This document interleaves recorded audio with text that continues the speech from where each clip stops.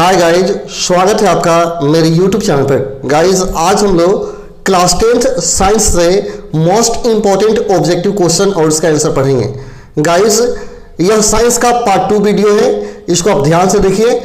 मैं साइंस से जितने मोस्ट इंपॉर्टेंट ऑब्जेक्टिव क्वेश्चन होंगे सारे प्रश्नों को परीक्षा तक आपको बताऊंगा। यदि आप मेरे चैनल बने रहते हैं तो आपके साइंस की तैयारी बहुत ही अच्छी हो जाएगी। तो चलिए हम लोग ज्यादा समय बर्बाद नहीं करते हैं, देख लेते हैं क्लास 10th साइंस से मोस्ट इंपॉर्टेंट ऑब्जेक्टिव क्वेश्चन और उसका आंसर। गाइस आपको बताते चले कि 12th का जो एग्जाम हुआ था पीएस कोचिंग सेंटर के द्वारा साइंस का और बहुत सारे विषयों का ऑब्जेक्टिव क्वेश्चन प्रोवाइड किया गया था और उसमें से लगभग 90% क्वेश्चन टच किया है। तो ये बहुत ही बड़ी उपलब्धि है। आप छात्रों से पता लगाएं कि सबसे ज्यादा ऑब्जेक्टिव क्वेश्चन इससे आया हुआ था। तो आप क्या करें, मेरे चैनल पीएस कोचिंग सेंटर को सब्सक्राइब कर लें ताकि आपके 10वीं क्लास के सभी विषयों के ऑब्जेक्टिव की तैयारी अच्छी हो जाए। तो चलिए हम लोग ज्यादा समय बर्बाद नहीं करते, आज देख लेते हैं पार्ट 2 वीडियो है। यदि आप पार्ट 1 नहीं देखें तो उसको देख लीजिए, ठीक है। और जितने भी साइंस का अपलोड किया जाएगा सारे वीडियो का आप ध्यान से देखिए, आपके साइंस की तैयारी बहुत ही अच्छी हो जाएगी। तो चलिए हम लोग ज्यादा समय बर्बाद नहीं करते, देख लेते हैं साइंस से मोस्ट इंपॉर्टेंट ऑब्जेक्टिव क्वेश्चन।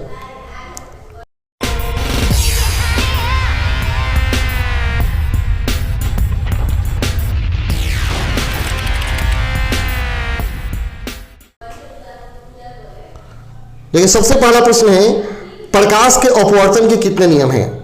तो आप जानते होंगे प्रकाश के अपवर्तन के 2 ही नियम हैं।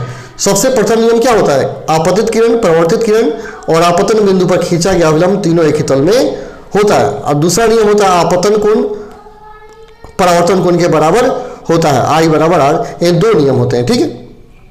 नियम को भी आप लिख लेंगे, याद कर जाएंगे। अगला, सरल संदर्शी में किसका उपयोग होता है? यानी आपको बताना है सरल सूक्ष्मदर्शी में किस लेंस का उपयोग होता है। तो आप देखोगे सरल सूक्ष्मदर्शी ऐसे बनाया जाता है जो ज्योमेट्री बॉक्स में होता है। आप देखिएगा ऐसे रहता है और उसमें एक उत्तल लेंस लगा होता है, उसमें एक उत्तल लेंस लगा रहता है। तो आपका आंसर ऑप्शन बी होगा। आप अक्सर देखे होंगे ज्योमेट्री बॉक्स में सरल सूक्ष्मदर्शी होता है। अगला, एक उत्तल लेंस होता है, एक उत्तल लेंस होता है। तो आप याद रखें एक उत्तल लेंस का फिगर ऐसे और अवतल लेंस का फिगर ऐसे बनाया जाता है। प्रथम जो है 1 नंबर आपका उत्तल लेंस और 2 नंबर है अवतल लेंस, ठीक है। तो बीच में क्या है, मोटा है और किनारों पर पतला है, और अवतल बीच में पतला है और किनारों पर मोटा है। तो यहाँ एक उत्तल लेंस होता है, कहीं किनारों की अपेक्षा बीच में मोटा, किनारों की अपेक्षा बीच में मोटा होता है। ऑप्शन सी सही है, ठीक है। अगला देखिए, निर्गत किरण एवं अभिलंब के बीच के कोण को क्या कहते हैं? निर्गत किरण यानी अपवर्तित किरण और अभिलंब के बीच के कोण को क्या कहते हैं? तो निर्गत है तो निर्गत कोण होगा। अगर आपतित किरण और अभिलंब पूछता है तो आपतन कोण हो जाएगा। अगर वही कहेगा परावर्तित किरण और अभिलंब के बीच के कोण तो परावर्तन कोण हो जाएगा।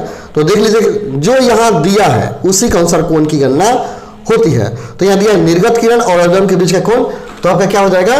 निर्गत कोण हो जाएगा। आपका ऑप्शन नंबर कौन सा सही हो जाएगा? सी सही हो जाएगा, ठीक है। ऑप्शन सी आपका सही हो गया। नेक्स्ट, 1 मीटर वाले फोकस दूरी वाले उत्तल लेंस की क्षमता, यानी उत्तल लेंस का फोकस दूरी 1 मीटर दिया गया है। एफ का मान यहाँ आपका दिया हुआ है, ए बराबर 1 मीटर। तो अब पूछ रहा है कि इसका क्षमता क्या होगा? तो क्षमता पी बराबर क्या होता है? 1/f।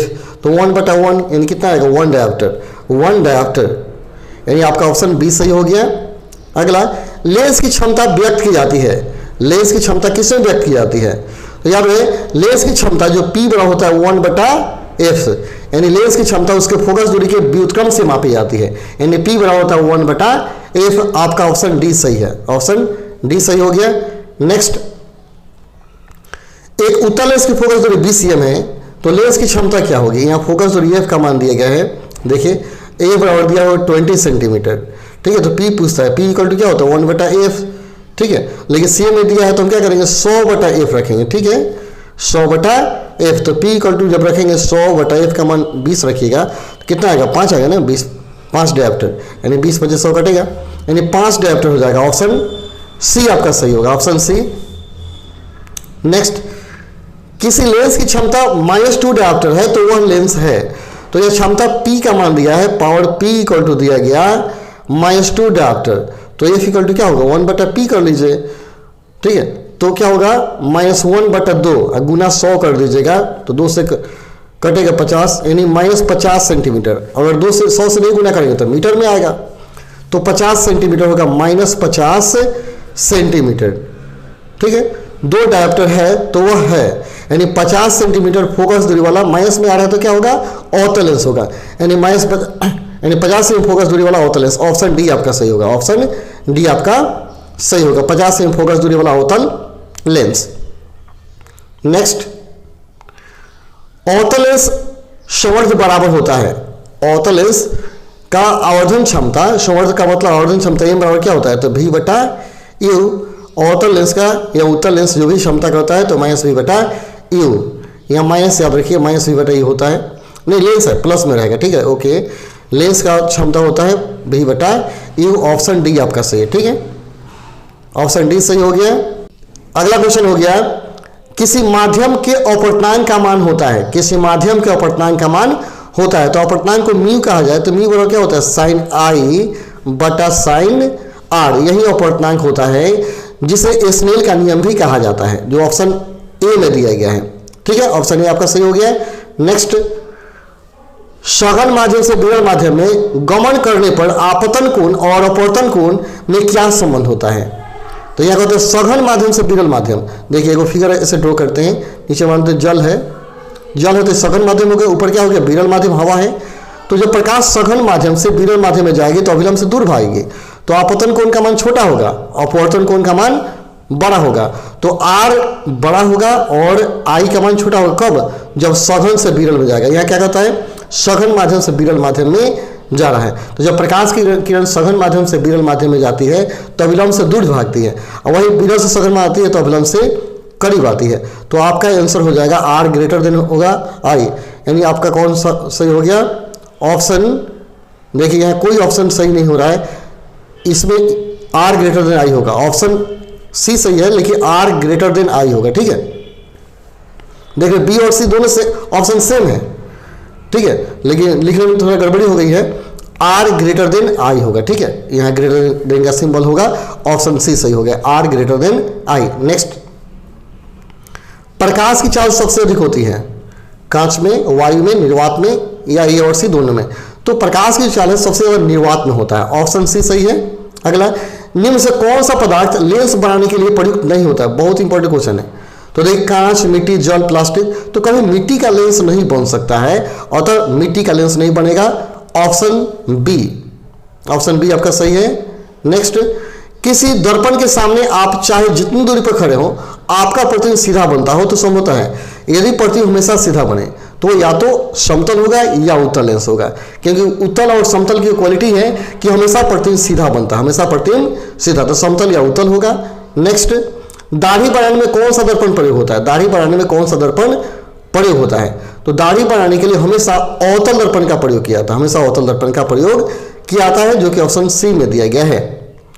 नेक्स्ट, उत्तल दर्पण में बना प्रतिबिंब होता है, तो उत्तल दर्पण में हमेशा क्या होता है सीधा प्रतिबिंब बनता है, उत्तल दर्पण में बना प्रतिबिंब हमेशा सीधा और छोटा होता है, तो ऑप्शन कौन होगा ए सही हो जाएगा। ठीक है, नेक्स्ट, निम्न से किस दर्पण द्वारा किसी वस्तु का वास्तविक प्रतिबिंब मिल सकता है, यानी किस दर्पण से किसी वस्तु का वास्तविक प्रतिबिंब मिल सकता है, तो अवतल दर्पण से ही वस्तु का वास्तविक प्रतिबिंब संभव है, कभी भी आप याद रहे उत्तल दर्पण से वास्तविक नहीं बनेगा और समतल से भी नहीं, तो नहीं, तो आपका आंसर कौन होगा, यहाँ क्या होता है वस्तु का वास्तविक प्रतिबिंब मिल सकता है, तो कौन होगा अवतल दर्पण, अवतल दर्पण। अगला, समतल दर्पण द्वारा बना प्रतिबिंब होता है, यानी समतल दर्पण द्वारा कैसा प्रतिबिंब बनता है, तो हमेशा काल्पनिक बनता है, समतल उत्तल द्वारा हमेशा काल्पनिक प्रतिबिंब बनता है, ऑप्शन बी आपका सही है। अगला, प्रकाश के प्रवर्तन के कितने नियम हैं, तो प्रकाश के परावर्तन के भी 2 नियम हैं, अपवर्तन के भी 2 नियम, अपवर्तन के भी 2 नियम। ठीक है, तो ऑप्शन बी सही है। नेक्स्ट, ऐसे पदार्थ जिनसे होकर प्रकाश आसानी से पार कर सकता है उसे क्या कहते हैं, तो देखिए जिनको प्रकाश पार कर जाएगा उनको पारदर्शी, जिनको नहीं पार करेगा अपारदर्शी, और जिनसे कुछ प्रकाश की मात्राएं पार कर सकती है उन्हें पारभासी कहते हैं। जैसे तेल लगा हुआ कागज से कुछ प्रकाश पार करता है और तो प्रभासी तेल लगा हुआ कागज है, शीशा जो है पारदर्शी है और मिट्टी, प्लास्टिक ये अपारदर्शी है। ठीक है, तो आपका आंसर कौन होगा ए, ऐसे पदार्थ जिससे होकर प्रकाश आसानी से पार कर जाए उसे पारदर्शी कहा जाता है। ऑप्शन ए सही है आपका। नेक्स्ट, परावर्तन का कोण होता है। परावर्तन का कोण क्या होता है, परिभाषा पूछ रहा है तो देख लीजिए। कहा जाएगा परावर्तित किरण और दर्पण की सतह पर खींचे गए अभिलंब के बीच के कोण को परावर्तन कोण कहा जाता है। इसे आर से शुद्ध किया जाता है, इसे आर से शुद्ध किया जाता है। आर का मान यानी माध्यम पर डिपेंड करता है कितना होगा, ठीक है। अगला, निम्नलिखित में से किसके द्वारा किसी वस्तु का आभासी प्रतिबिंब प्राप्त किया जा सकता है, यानी किसके द्वारा काल्पनिक प्रतिबिंब बनाया जा सकता है। तो केवल समतल दर्पण, केवल अवतल दर्पण, केवल उत्तल दर्पण और तीनों दर्पण। तो काल्पनिक की चर्चा होती है तो काल्पनिक सारे प्रतिबिंब दर्पण में प्रतिबिंब बनाया जा सकता है। तो आपका ऑप्शन डी सही है, तीनों दर्पण के द्वारा। ऑप्शन डी सही है, ठीक है। अगला, बहुत से छोटा और आभासी प्रतिबिंब इनमें से किस दर्पण से प्राप्त होता है। बहुत से छोटा और आभासी प्रतिबिंब, तो छोटा और आभासी जो प्रतिबिंब है वो उत्तल दर्पण से प्राप्त होता है। छोटा और आभासी हमेशा काल्पनिक, ठीक है। उत्तल दर्पण, आपका आंसर डी होगा।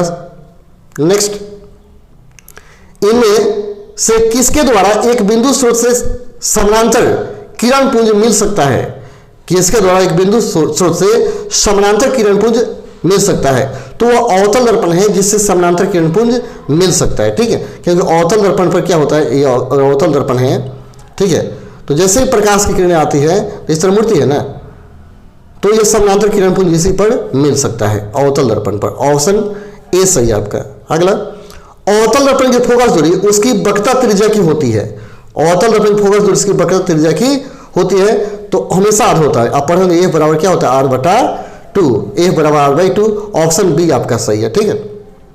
नेक्स्ट, मोटर गाड़ी के चालक के सामने लगा होता है, तो मोटर गाड़ी के चालक के सामने हमेशा क्या होता है, उत्तल लेंस दर्पण लगा होता है, उत्तल दर्पण लगा होता है, जो कि ऑप्शन बी में दिया गया। उत्तल दर्पण लगा होता है जो कि ऑप्शन बी में दिया गया है, क्योंकि इसे हमेशा काल्पनिक और सीधा प्रतिबिंब होता है और इसका दृष्टि क्षेत्र भी ज्यादा होता है, इसलिए उत्तल दर्पण लगा दिया जाता है। नेक्स्ट, एक दर्पण से किसी भी दूरी पर रखी वस्तु का सीधा प्रतिबिंब प्राप्त होता हो तो दर्पण है। यदि कहीं भी वस्तु को रखें और उसका प्रतिबिंब सीधा बने तो समझ जाइए कि वह या तो समतल दर्पण है या उत्तल है, या तो समतल है या उत्तल है। तो कौन होगा, ऑप्शन सी आपका सही है। ऑप्शन सी सही है, समतल या उत्तल। नेक्स्ट, एक गोलीय दर्पण द्वारा बना प्रतिबिंब का आवर्धन एम ऋणात्मक है, इसका अर्थ क्या है। देखिए, एम का मान क्या होता है, प्लस माइनस भी बटा यू, यानी धनात्मक भी होता है और ऋणात्मक भी। तो धनात्मक का मतलब प्रतिबिंब क्या है, सीधा है, और ऋणात्मक का मतलब प्रतिबिंब उल्टा है। तो उल्टा होगा माने वास्तविक प्रतिबिंब और सीधा होगा माने काल्पनिक प्रतिबिंब। तो यहाँ कहता है हमेशा ऋणात्मक है, इसका मतलब प्रतिबिंब उल्टा है, वास्तविक प्रतिबिंब बन रहा है। ऑप्शन डी आपका सही है, ठीक है। नेक्स्ट, जब प्रकाश की किरण एक माध्यम से दूसरे माध्यम में जाती है तो पूर्व पथ से विचलित हो जाती है, इसे क्या कहते हैं। एक माध्यम से दूसरे माध्यम में जाती है तो अपने रास्ते से विचलित हो जाती है, इस घटना को क्या कहा जाता है, इस घटना को प्रकाश का अपवर्तन कहा जाता है। यह अपवर्तन का परिभाषा है, याद कर लीजिएगा। जब प्रकाश किरण एक माध्यम से दूसरे माध्यम में जाती है तो उसकी दिशा बदल जाती है, इस घटना को प्रकाश का अपवर्तन कहा जाता है, जो कि ऑप्शन बी है। नेक्स्ट, प्रकाश की एक किरण जब विरल माध्यम से सघन माध्यम में जाती है तब वह, जब विरल माध्यम से सघन माध्यम में जाती है तब वह अभिलंब की ओर मुड़ती है। अभिलंब अभी बताए थे कि ये माध्यम ले लीजिए, ठीक है, और एक अभिलंब डालिए। जैसे सघन से विरल में जाएगी, सघन से विरल में, तो अभिलंब से दूर भागेगी। अब विरल से सघन में आएगी तो अभिलंब के पास मुड़ जाएगी। तो यहाँ कहता है विरल से सघन और तो अभिलंब की ओर मुड़ेगी। ऑप्शन डी सही है। पानी से भरी बाल्टी की गहराई 10 किलोमीटर मालूम पड़ने के कारण है। कहता है पानी से भरी बाल्टी की गहराई, देखिए यहां थोड़ा सा गलती लिखा गया है, पानी से भरी बाल्टी की गहराई ऊंचा मालूम पड़ने के कारण क्या है। यहाँ ऊंचा, थोड़ी सी ऊंचा यहाँ लिखिएगा, किलोमीटर नहीं, ऊंचे, ठीक है। पानी से भरी बाल्टी की गहराई ऊंची मालूम पड़ने का कारण क्या है। देखिए, पानी के किसी बाल्टी को देखिएगा, पेनी को, तो पेनी ऊपर उठा हुआ नजर आता है। तो बाल्टी के पेनी ऊपर क्यों उठा हुआ आता है, इसका कारण है प्रकाश का अपवर्तन, इसका कारण है प्रकाश का अपवर्तन। साधारण आप बाल्टी में पानी रखिए, उसमें कोई रॉड रखिएगा तो तिरछा नजर आता है, तो क्या होगा, अपवर्तन के कारण ही ऐसा होता है। जो भी बाल्टी में रखे पानी में घटना घट रही है वो अपवर्तन हो रहा है। ऑप्शन भी सही है, ठीक है। अगला, उत्तल लेंस। उत्तल लेंस है तो उत्तल लेंस अभी बताए थे क्या होता है, बीच में मोटा, किनारों पर पतला। तो किनारों की अपेक्षा बीच में मोटा, ऑप्शन ए सही है, ऑप्शन ए सही हो गया। स्पेक्ट्रम में किस रंग की किरण का झुकाव अधिक होता है? किस रंग की किरण का झुकाव अधिक होता है? तो देखिए लाल रंग का झुकाव सबसे कम और बैगनी रंग का झुकाव सबसे ज्यादा होता है, तो आपका होगा बैगनी। यानी किस रंग के किरण का झुकाव ज्यादा होता है? तो आपका आंसर होगा बैगनी का। अगला, किस वस्तु का प्रतिबिंब आंख के जिस भाग पर पड़ता है वह है? किसी वस्तु का प्रतिबिंब आंख के जिस भाग पर बनता है, जिस भाग पर बनता है उसे क्या कहा जाता है? उसे रेटिना कहा जाता है। यानी किसी वस्तु का प्रतिबिंब आंख के रेटिना पर ही बनता है, ऑप्शन बी आपका सही होगा। ठीक है। अगला, जो नेत्र निकट से वस्तु को साफ साफ नहीं देख सकता है उस नेत्र को क्या कहेंगे? निकट को नहीं देख रहा है अर्थात दूर को देख रहा है, दूर को देखेगा तो दूर दृष्टि हो जाएगा और निकट को देखेगा तो निकट दृष्टि दोष हो जाएगा, ऑप्शन ए। एंड जो देखता है वही दोष होता है। तो यह कहता है निकट के वस्तु को नहीं देख रहा है, इसका मतलब दूर के वस्तु को देख रहा है और तो उसमें दूर दृष्टि दोष है, ऑप्शन ए सही हो गया। अगला, श्वेत प्रकाश की किरण जब किसी प्रिज्म से होकर गुजरती है तो जो रंग सबसे कम विचलित होता हुआ है, तो सबसे कम विचलन लाल का होता है और सबसे ज्यादा विचलन बैगनी का होता है। तो सबसे कम विचलित होने वाला किरण कौन है? लाल, ऑप्शन बी सही हो गया। ठीक है। नेक्स्ट, एक प्रिज्म कितने सतह से घिरा होता है? एक प्रिज्म कितने सतह से घिरा होता है? तो याद रहे एक प्रिज्म मुख्यतः 5 सतहों से घिरा होता है। नेक्स्ट, नेत्र की फोकस दूरी कम हो जाने पर कौन सा दृष्टि दोष होगा? जब फोकस दूरी कम हो गया, कम निकट तो निकट से होगा और ज्यादा तो दूर, दूर ज्यादा होता है तो दूर दृष्टि दोष में ज्यादा हो जाएगा, निकट दृष्टि में कम होगा, ऑप्शन बी सही होगा। ठीक है। नेक्स्ट, नेत्र द्वारा किसी वस्तु का कैसा प्रतिबिंब बनता है? आंख के रेटिना पर कैसा प्रतिबिंब बनता है? तो जो प्रतिबिंब होता है वास्तविक, उल्टा और वस्तु से छोटा, वास्तविक, उल्टा और वस्तु से छोटा, ऑप्शन सी सही है। नेक्स्ट, स्वस्थ नेत्र का दूरबिंदु कितना होता है? तो दूरबिंदु कहेगा किसी भी आंख के लिए तो अनंत होगा और बीमारी वाला नहीं, स्वस्थ होना चाहिए, अनंत और निकट बिंदु 25 सेंटीमीटर होता है। यहाँ दूरबिंदु पूछ रहा था, क्या होगा? ऑप्शन डी सही होगा, अनंत। तो चलिए गाइस, आज की इस वीडियो का सभी क्वेश्चन यहीं पे खत्म हो जाते हैं। आज आप इस सारे प्रश्नों को याद कीजिए, फिर कल के वीडियो में मैं आपको इसका पार्ट 3 वीडियो दूंगा। तब तक के लिए धन्यवाद। जय हिंद, जय भारत।